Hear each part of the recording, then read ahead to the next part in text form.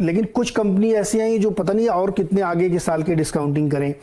फिर कुछ लोग कहते हैं कि नहीं देखिए, अमेरिका और तमाम देशों से बहुत पैसा आया, बहुत प्रिंटिंग हुई नोट की, इसलिए वैल्यूएशंस बहुत ज़्यादा है। अश्वथ दामोदरन जो वैल्यूएशन के गुरु मानते हैं, वो एक अपना अलग फार्मूला देते हैं कि वैल्यूएशन कैसे आपको देखने चाहिए। तो मूल सवाल मेरा ये है कि क्या वैल्यूएशन के तरीके अब हमें बदलने पड़ेंगे? हम अभी तक जिस तरीके से कर रहे हैं कि ब्रिक एंड मोर्टार की एक फैक्ट्री लगी है, उसमें से जितना उत्पादन होता है उसकी जो बैलेंस शीट बनती है उसको हम वैल्यू कर लेते हैं, लेकिन अब जो नए एज के काम धाम हो रहे हैं उससे वैल्यूएशन के तरीके बदल सकते हैं?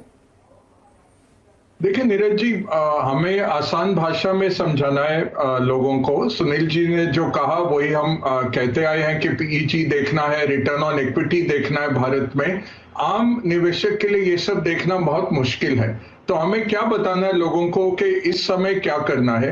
एक चीज तय है, टाइमिंग कोई नहीं कर सकता, कोई नहीं बता सकता कि ये वैल्यूएशन आगे बढ़ेगा कि ये एकदम से गिरेगा।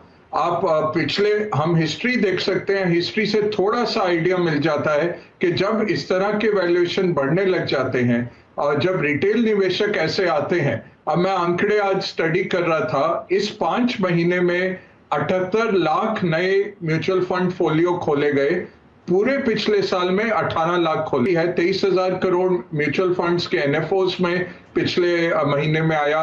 एसआईपी 4 करोड़ 32 लाख आने लग गए। 9,900 करोड़ के दर महीने एसआईपी आ रहे हैं। तो रिटेल का बहुत बोलबाला हो रहा है। ये एक नई चीज है, ऐसा पार्टिसिपेशन नहीं होता था रिटेल का। ये मार्केट को जरूर संभालेगा, क्योंकि 1,20,000 करोड़ अगर आपके एसआईपी के तौर पे ही आते हैं और ये लंबी अवधि का पैसा आता है, ये मार्केट्स को काफी स्ट्रेंथ देता है। तो पैसा बहुत है, वैल्यूएशंस कम नहीं है। वैल्यूएशन बहुत एक हम कहते हैं आर्ट ऑफ वैल्यूएशन होता है, साइंस कुछ नहीं है उसमें। आपको देखना पड़ेगा कैश फ्लोज। तीसरा जो बात है, जो नीरज जी आपने कहा, मॉडल्स बदलते हैं हर बारी। 2000 में भी ऐसा ही था।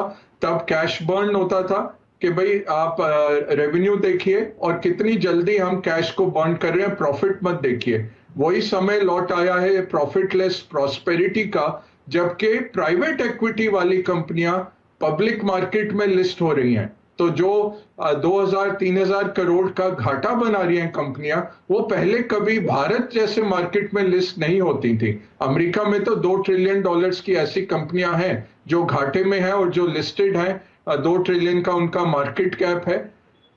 तो ये प्रॉफिटलेस प्रॉस्पेरिटी पब्लिक मार्केट्स में आ गया है। अब क्या ये प्राइवेट इक्विटीज ने हाथ जोड़ जोड़ के आपस में हाथ मिला के वैल्यूएशन करके क्या ये चूना लगाया है पब्लिक मार्केट को, या ये कंपनियां आगे बढ़ेंगी, कहना मुश्किल है। इसमें से कौन अमेज़न और फेसबुक बनेगा, कोई तो बनेगा। बट आज कहना, सब कहते हैं मैंने अमेज़न में पैसा तब डाला, मैंने फेसबुक में तब डाला था। आज अगर आप किसी से पूछिए कल का अमेज़न, कल का फेसबुक कौन है, वो कहना बहुत मुश्किल है।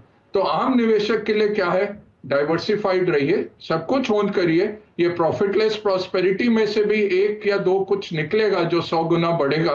तो हर एक में छोटा छोटा पैसा डाल के आप बने रहिए। बाकी म्यूचुअल फंड को पैसा दीजिए, ईटीएफ्स में पैसा लगाइए। जितना इस पर दोबारा आएंगे हम लोग कि कब कहाँ कैसे पैसे लगाने, पहले थोड़ा इस पहेली को और समझ लेते हैं। सुनील जी, एक सवाल आपसे और है। पैसा बहुत आ रहा है, खूब पैसा आ रहा है, 10,000 करोड़ की एसआईपी आ रही है, अलग से भी लोग डायरेक्ट इक्विटी में भी जा रहे हैं, बहुत पैसा आ रहा है, FIIs भी खरीद रहे हैं। तो एक ऐसा प्रोडक्ट जिसकी इंट्रिंसिक वैल्यू बहुत नहीं बढ़ रही है लेकिन उसमें पैसे बहुत आ रहे हैं, तो उसके वैल्यूएशंस बढ़ते जा रहे हैं। इसलिए लोगों को हो सकता है डर लगता हो कि चीज तो वही है लेकिन दाम रोज रोज रोज रोज बढ़ते जा रहे हैं, तो इसको लोग मानते हैं कि वैल्यूएशन महंगा हो गया, डरना चाहिए। तो इसलिए मैं अपना मूल सवाल पूछ रहा थी, क्या वैल्यूएशन देखने का कोई तरीका बदल गया है क्या? बिल्कुल, क्योंकि नए जमाने की कंपनी जैसे जोमेटो, राइट, जो आई हैं, अभी ओला भी आएगी और पेटीएम भी आएगी।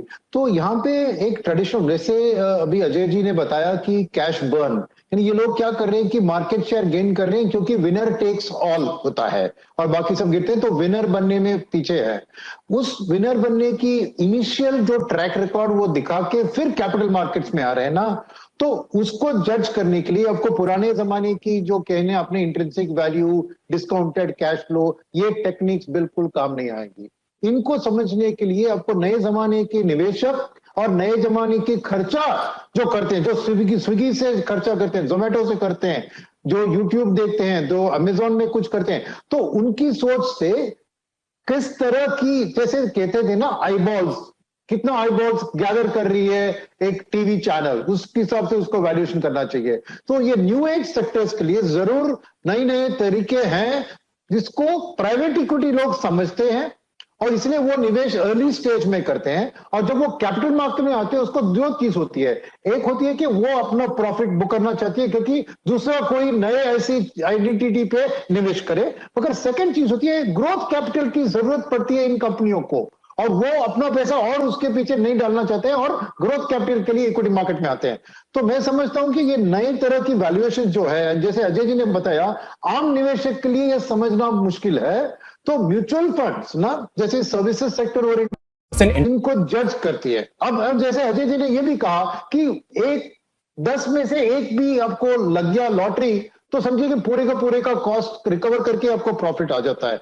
डाइवर्सिफिकेशन करने की जरूरत है, मगर जरूर जो आपने चीज कहा, ट्रेडिशनल वैल्यूएशन मॉडल्स को यहां अपनाना बहुत गलत होगा। मगर फिर क्या स्टडी करना पड़ेगा, रिटेल निवेशक को करने की इतना इंफॉर्मेशन, डेटा, समझ, अंडरस्टैंडिंग मैं समझता हूं कि नहीं होगा। तो एक्सपर्ट्स जैसे म्यूचुअल फंड के हाथ में देंगे तो वो आपका सही इसका इस्तेमाल करेंगे और ऐसी कंपनियों में भी निवेश करेंगे। मेरे ऐसे एक रिटेल निवेशक, जैसे आप कह रहे हैं कि हर रोज दाम बढ़ रहा है तो जाके डालते हैं, पर एक ना एक दाम गिरेगा तब नाराज होकर बाहर निकलेंगे।